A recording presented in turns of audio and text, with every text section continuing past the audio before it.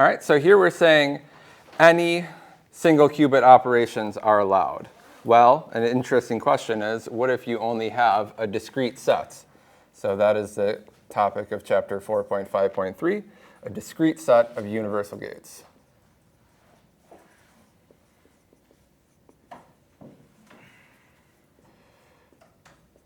Why might you care about such a discrete set? Well, one, it's just an interesting, mathematical question.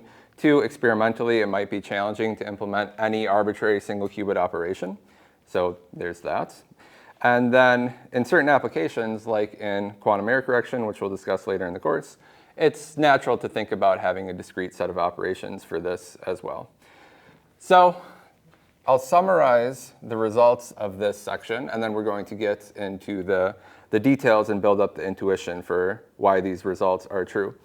The first result is very interesting, that just the Hadamard gate and the T gate, this set of gates is universal for any single qubit operation.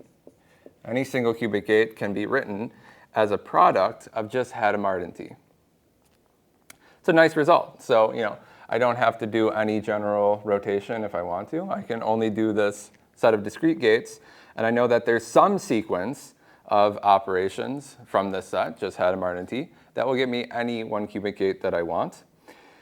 What we're doing is we're approximating the gate here, but we'll be able to get that approximation error as low as we want. So the next thing you ask is, well, okay, how many gates does it take?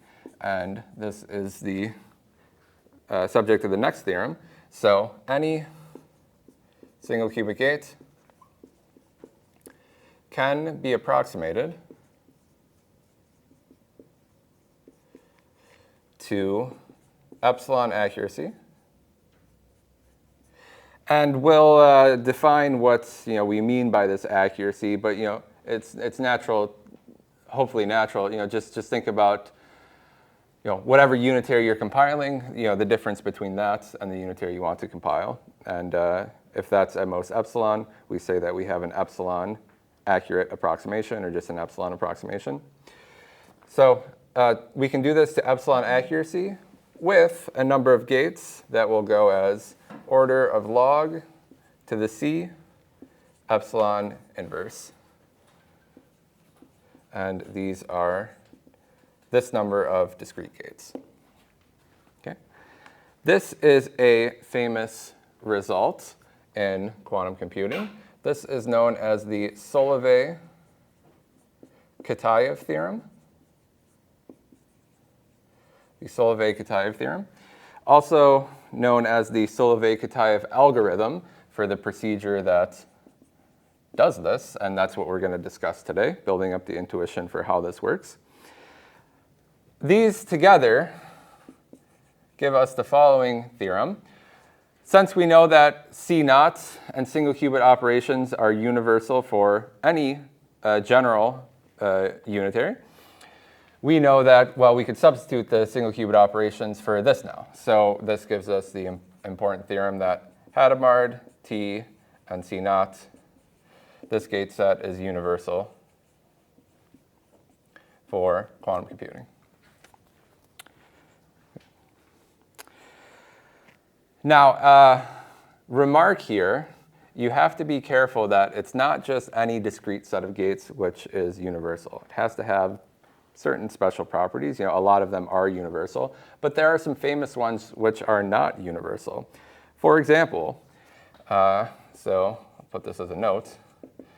If we considered, for example, Hadamard and not the T gate, but the S gate, so the square of the T gate,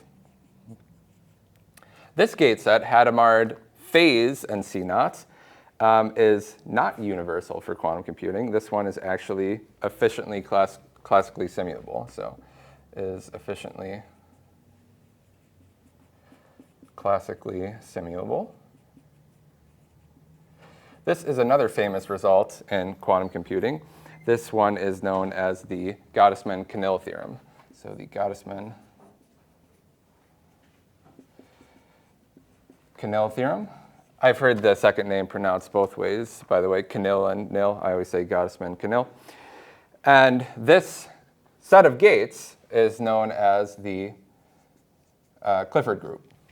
So there's a project that you have the option of doing, which is analyzing what it takes to simulate quantum circuits. And for certain quantum circuits, for example, if the circuit is composed only of Hadamard, phase, and C0, that's one that can actually be efficiently classically simulated.